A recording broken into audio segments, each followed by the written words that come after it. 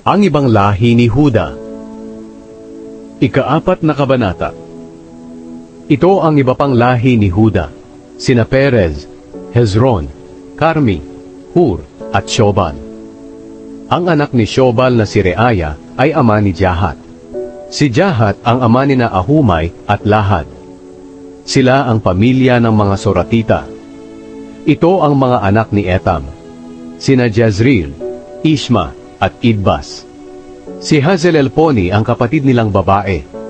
Si Penuel ang ama ni Gedor, at si Ezer ang ama ni Husha. Sila ang mga angkan ni Hur na panganay na anak ni Ephrata.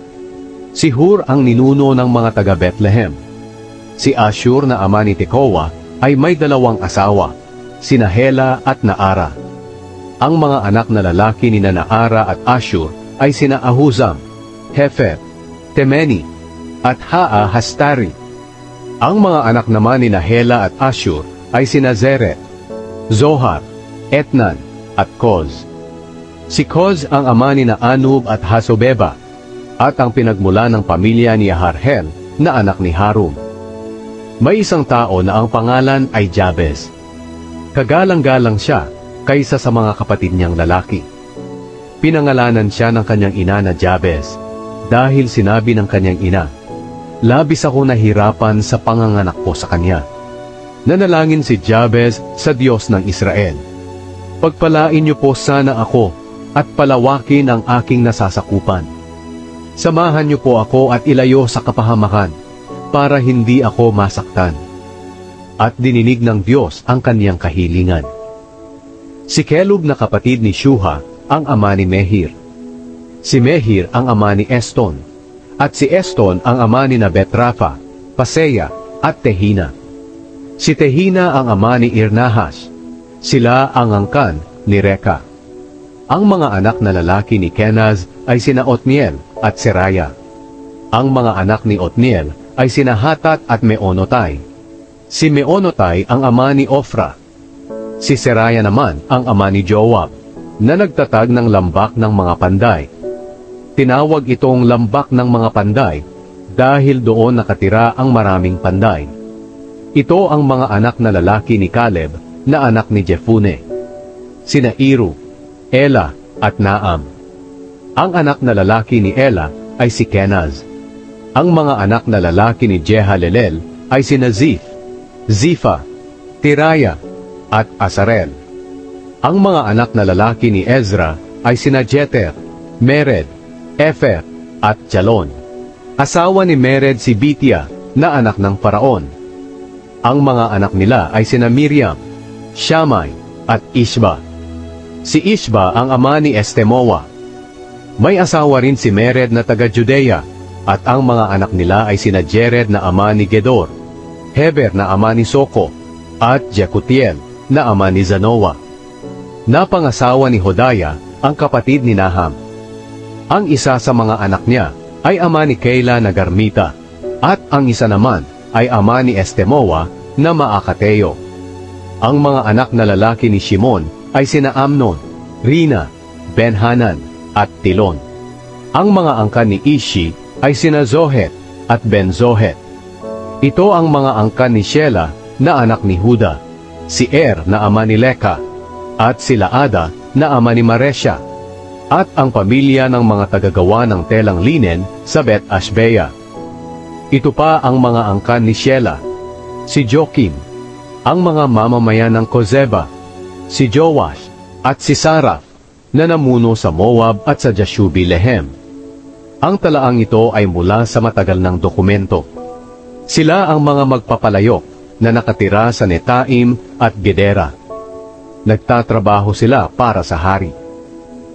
Ang angkan ni Simeon. Ang mga anak na lalaki ni Simeon ay sina Nemuel, Jamin, Jarib, Zera, at Shaul. Si Shaul ang ama ni Shalom.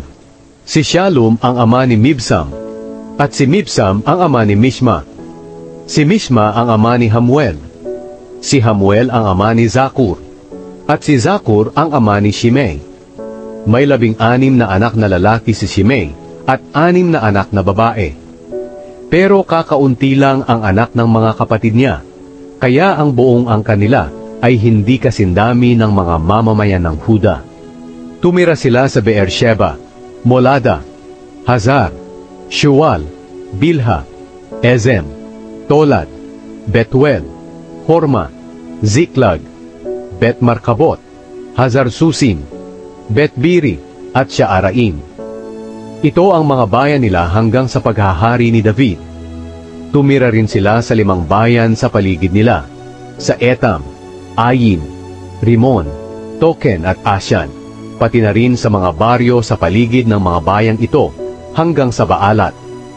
Ito ang mga lugar na tinirhan nila at naitago nila ang mga talaan ng kanilang angkan.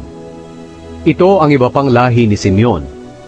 Sina Meshobab, Jamlek, Joshua na anak ni Amazaya, Joel, Jehu na anak ni Joshibaya at apo ni Seraya na apo sa tuhod ni Ashiel, Elioenai, Jaakoba, Jeshohaya, Asaya, Adiel, Jesimiel, Benaya, at Ziza na anak ni Shifi at apo ni Alyon, at apo sa tuhod ni Jedaya. Si Jedaya ay anak ni Shimri at apo ni Shemaya. Sila ang mga pinuno ng kanilang mga pamilya.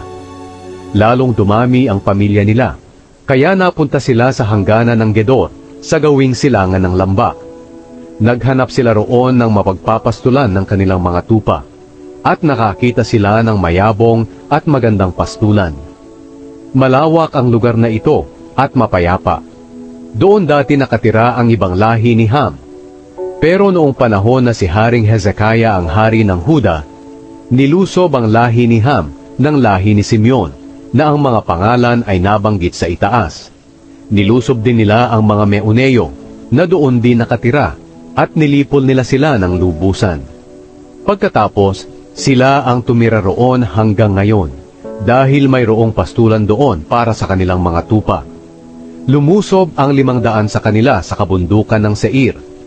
Pinangunahan sila ni Pelataya, Nearaya, Refaya, at Uzziel na mga anak ni Ishi. Pinatay nila roon ang natitirang mga Amalekita, at doon sila nakatira hanggang ngayon.